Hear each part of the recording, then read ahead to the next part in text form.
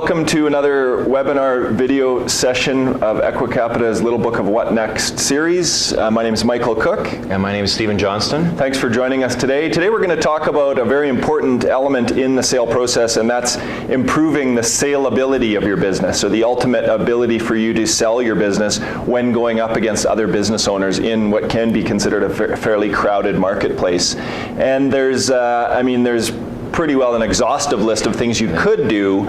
In our book, we highlight some of the most obvious ones that make your business more attractive to business purchasers like us. Yeah, I think Mike makes a good point that don't treat this list as exhaustive.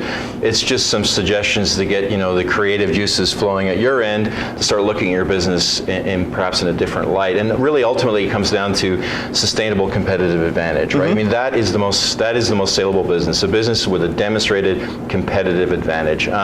Which means that the margins are sustainable, the sales are sustainable, all those things. And a number, obviously ultimately an infinite number of things can go into making that. But really we try to put down some sort of obvious areas where we see deficiencies, I think. And one of the ones that is probably very important is that if you have unique and protected intellectual property, that creates a very distinct competitive advantage, mm-hmm. whether it's through patents or confidential processes or internal knowledge that no one else in the market has. That is clearly a way to make your business more sustainable. And you want to look at your business and say, I may have that. How do I protect it, document it, do all those things so that value is in your business and you can demonstrate that it's going to be in your business in the future to the purchaser.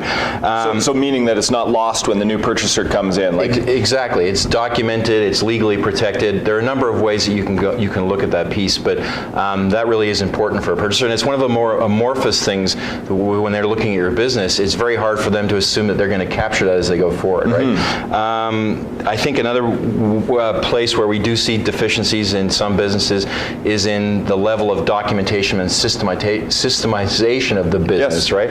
Like a policies and procedures manual or something like that. Exactly. I mean, when you look at your business, it's probably 100% clear, every little thing, every little step that has to take place.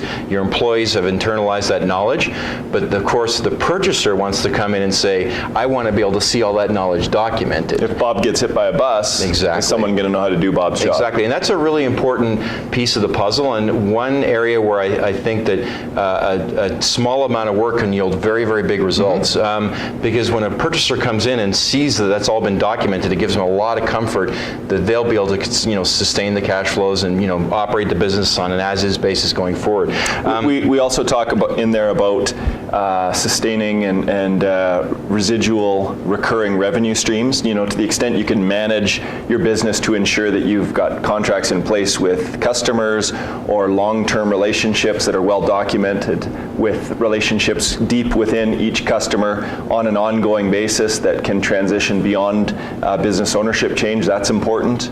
Really understanding your customer list, documenting who those people are and what your relationship with them is, what your key points of differentiation are versus your competitors. A lot of those things help. Yep. Another area obviously is that any purchaser is going to come in and they're going to look at your financial performance on a number of metrics compared to industry standards. And although this is something you may not be able to impact in the short term, you should be aware of how your business performs in relation to its peers, because the higher the level of performance, amongst any number of financial metrics, inventory turnover, working capital ratios, all those kind of things, the better you perform in your sector, the more saleable your business is going to be. Absolutely, and we often hear business owners say that they're best-in-class performers, but a true diligence process will determine whether or not that is the case. So if you are a best-in-class performer, make sure you are assessing that against your peers in your industry, and there are ways to do that that are readily available. Yeah. So I mean, as we mentioned there, this list could go on indefinitely. We tried. Maybe let's just highlight a few last few. Sure. So, we talked about in a previous session, cleaning up your balance sheet. Yeah. That obviously helps make your business that much more saleable. In a session we've just talked about recently, where we talked about redundant assets. If you can clean up those redundant assets, get them out of your business prior to a sale, that makes things better. If you have a program in place that is really focused and ingrained in your culture on continual improvement, that really helps a business purchaser believe that they're buying a business that has long-term sustaining competitive advantage and a focus on investing and growing and strengthening the business. And maybe a practical observation, we do find in a lot of transactions that there is sometimes a drive to do last-minute tax planning. Yeah.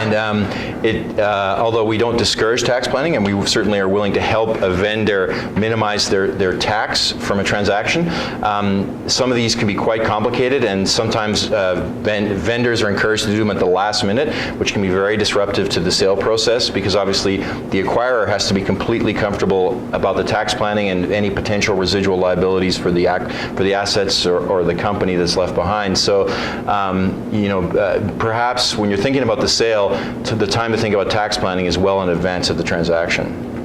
Yeah, and I think the essence of it is, if you as the business owner put yourself in the shoes of a business acquirer, what are the things that you would like to see as an acquirer when you go look at a business? And so it's really a matter of cleaning it up and making it as tight and neat as possible when you go to sell, and making that package as attractive as possible. So again, could be an endless list, but those are some of the things that we see when we're looking at businesses. Thank you for joining us today, and we look forward to seeing you again in our next session of Equicapita's Little Book of What Next webinar series.